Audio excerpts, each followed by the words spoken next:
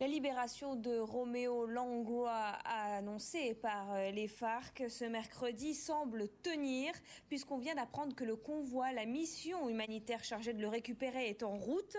Le convoi va se rendre donc dans un lieu convenu, inconnu en tout cas avec les forces révolutionnaires.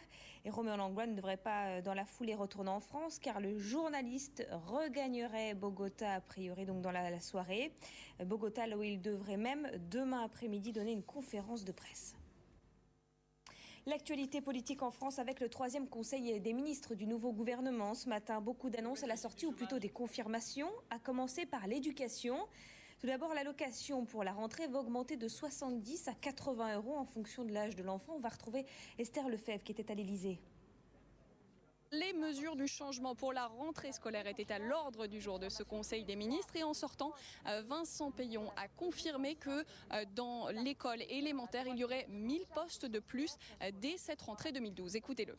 Donc le président de la République, confirmant ses engagements, a souhaité que soit inscrit dans le collectif budgétaire de juillet un certain nombre de mesures pour permettre de remettre en place un début de formation pour les enseignants qui arrivent, pour viser directement les enfants les plus en difficulté et en particulier dans l'école primaire et dans les zones en difficulté. Il est annoncé, comme je viens de vous le dire, 1000 postes pour l'élémentaire qui est la priorité et nous allons discuter à partir de lundi sur la base des propositions du terrain faites par les recteurs avec l'ensemble de ceux qui sont concernés ou les affecter au mieux. Et autre nouveauté pour cette rentrée scolaire, ou plutôt une confirmation, l'allocation de rentrée scolaire sera bel et bien revalorisée. C'était l'une des promesses de campagne de François Hollande. Eh bien, Marisol Touraine, ministre des Affaires sociales, l'a confirmé en sortant. Cette allocation sera revalorisée de 25%. Elle passera donc de 280 euros en moyenne à 350 euros. Et selon elle, cela concerne 3 millions de familles. Et lors de ce Conseil des ministres, il y a eu l'officialisation des 3 nouveaux noms au sommet de la police. Frédéric Pechnard est remplacé par Claude Ballan à la tête de la direction générale de la police nationale. Là, ici, le monsieur que vous voyez, c'est Frédéric Pechnard. Et puis Michel Gaudin, ici a été remercié au profit de Bernard Boucaud, qui devient donc nouveau préfet de police de Paris. Et Bernard Squarcini, patron du renseignement, laisse sa place à Patrick Calvar. Bernard Squarcini, qui n'a pas obtenu de nouvelle affection à l'issue de ce Conseil des ministres. Frédéric Pechnard, en revanche, a été nommé délégué interministériel à la sécurité routière et Michel Gaudin rejoint le Conseil d'État. Le nouveau préfet de police de Paris, Bernard Boucaud, donc, est déjà critiqué, en tout cas par l'UMP. Claude Guéant remet en cause ses compétences. Jean-François Copé, lors de la réunion du parti ce matin, a déclaré que cet homme même avait une carrière connotée, ce sont ses mots. Il a été chef du cabinet de Jacques Delors. Ils ont été chassés, en tout cas ces 3 hommes de leur poste, à cause de leur proximité avec le président. Mais Jean-François Copé a tenu à saluer leur travail. Moi, je veux rendre hommage à l'action qu'ils ont conduite. Chacun des 3 se sont conduits comme de grands fonctionnaires. Et donc je vous le dis ici, parce que, écoutant la manière dont leur honneur est piétiné par le nouveau président de la République et le nouveau gouvernement socialiste, eh bien je dis, moi, qu'ils ont fait honneur à l'État et à son administration. Une nouvelle information est attendue en fin d'après-midi. Les chiffres du chômage et d'ores et déjà Michel Sapin, le ministre du Travail, laisse entendre que ces chiffres seront encore mauvais en avril. Un plan social chez Meryl Fiber à Saint-Laurent-Blangy, donc dans le Pas-de-Calais, Blangy. Le tribunal de commerce d'Arras a prononcé la liquidation avec cessation d'activité immédiate du fabricant de textiles. Ce fabricant, rappelons-le, qui emploie 343 salariés. Aujourd'hui, on parle beaucoup de l'ancien directeur général d'Air France, Pierre-Henri Gourjon. Demain, les actionnaires de la compagnie vont se réunir en assemblée générale et ils devront valider ou non le versement de sa prime de non-concurrence. Cette prime, elle s'élève à 400 000 euros. L'État actionnaire a déjà fait savoir qu'il s'abstiendrait. Les avocats, eux, certains voudraient voir une position plus ferme et souhaiteraient plutôt que l'État s'oppose à cette prime jugée indécente. Magali Boissin. Lors de son départ d'Air France en octobre 2011, Pierre-Henri Gourjon négocie fermement ses indemnités de départ. Un parachute de 1,125 million d'euros, plus une prime de 400 000 euros, En échange, l'ex-directeur général s'engage à ne pas rejoindre une compagnie aérienne concurrente pendant 3 ans. Mais aujourd'hui, alors qu'Air France reconnaît un problème de sureffectif pour la première fois et demande des efforts financiers à ses salariés, ce chèque crée la polémique. Donc nous voterons contre la prime qui a été accordée à l'ancien dirigeant d'Air France et qui a mis la société dans cette grave difficulté. Cela s'appelle la décence salariale. Quand j'étais ministre, plus d'une fois, je me suis exprimé pour dire que je n'étais pas d'accord sur le versement de primes, surtout quand le parcours de tel ou tel dirigeant n'a pas été un parcours de succès. L'État actionnaire à hauteur de 15% devrait donc refuser de valider demain, lors de l'Assemblée générale d'Air France, ce chèque de 400 000 € à Pierre-Henri Gourgeon. Une opposition qui ne suffira pas pourtant à elle seule à retoquer cette prime.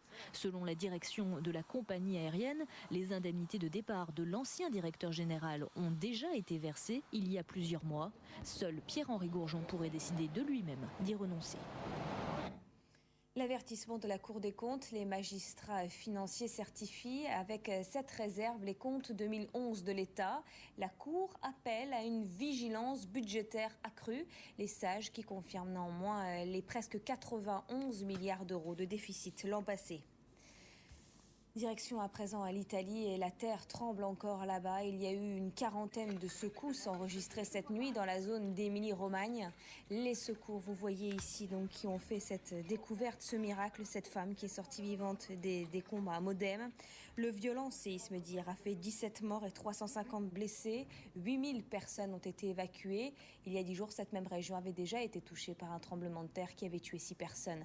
Julien Beaumont est notre envoyé spécial.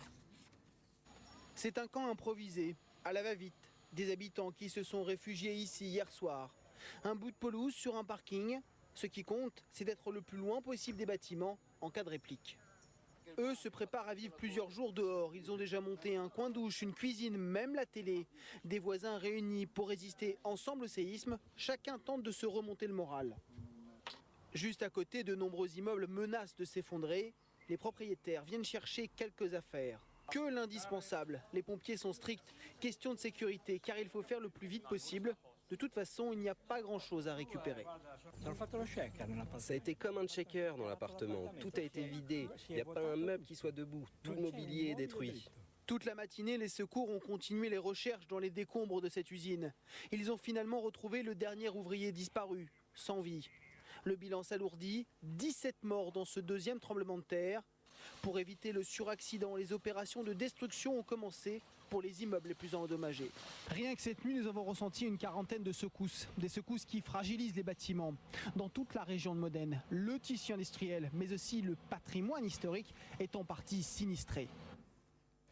Expulsion d'ambassadeurs, menace de nouvelles sanctions, envoi de l'émissaire Kofi Annan aux côtés de Bachar el-Assad. La voie diplomatique semble limitée pour stopper le bain de sang en Syrie.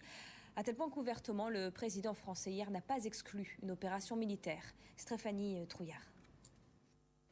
Au lendemain du massacre de Oula, voici la première mesure prise par François Hollande. L'expulsion de l'ambassadrice de Syrie. Une décision prise en concertation avec une dizaine d'autres pays. Mais le président français songe à aller plus loin. Elle n'est pas exclue à condition qu'elle se fasse dans le respect du droit international, c'est-à-dire par une délibération du Conseil de sécurité. Mais pour cela, il faudrait l'accord de la Russie et de la Chine. Jusqu'à présent, les deux pays s'y sont toujours opposés.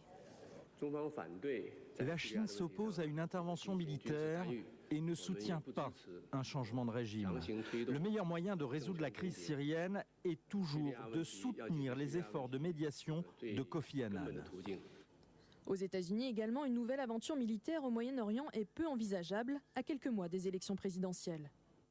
Pour faire pression sur Bachar el-Assad, il reste aux pays occidentaux les mesures diplomatiques et économiques. L'Union européenne, les États-Unis ou encore le Canada ont multiplié les sanctions contre les avoirs des dignitaires du régime ou ont mis en place un embargo sur les exportations de pétrole.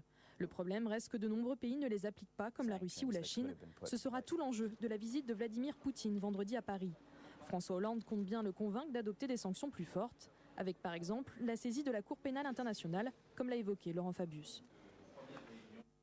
La Cour suprême britannique a donné son feu vert à l'extradition de Julian Assange vers la Suède, mais ses avocats ont obtenu, de manière totalement inattendue, un sursis, un nouveau délai de 14 jours pour présenter une demande de réouverture du dossier.